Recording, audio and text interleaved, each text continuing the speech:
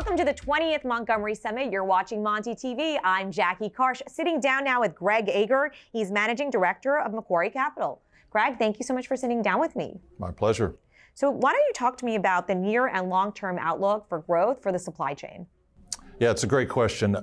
Look, there's no doubt that for this next few quarters, the rest of this year, we'll continue to see some headwinds and some challenges, particularly for movers of freight and 3PLs and freight forwarders. Freight rates are down, freight volumes are down, and that's because, first of all, as we all know, during the pandemic, everyone was sitting at home buying stuff, right? Well, the consumer has transitioned back to buying more services and fewer goods, and that's resulted in stockpiling of inventories that need to be burned off. And then, of course, you've got the uncertain economic environment, high interest rates. And so if you look at some of the would-be technology disruptors across the supply chain landscape, many have raised a lot of money in the last several years. And many of them have, frankly, overhired. And we're starting to see some layoffs.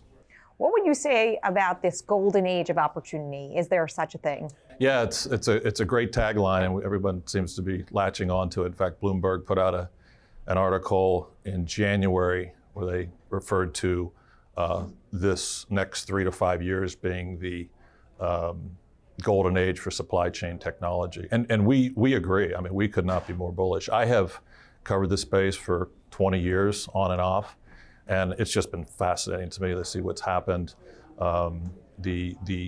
Think about it this way: the global logistics and warehousing space is $10 trillion in spend. That's 10% of the world's GDP. It's been a slow adopter of new technologies, but we firmly believe, because in large part what was revealed and exposed during the pandemic, we're finally reaching that tipping point. And we're in the early innings of probably a 5 or 10 year digitization process. It's amazing to me because I've been covering software companies for 20 plus years. Less than half of the software solutions in the supply chain are in the cloud today. So we've got a long way to go.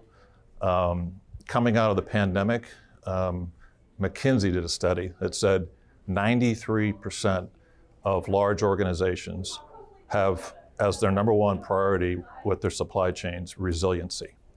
But what's more interesting, at those same companies, 11% said that they would face budgetary constraints to achieve those goals. So in other words, 89% of them have said, we're going to spend whatever we have to spend to achieve our goals in this space.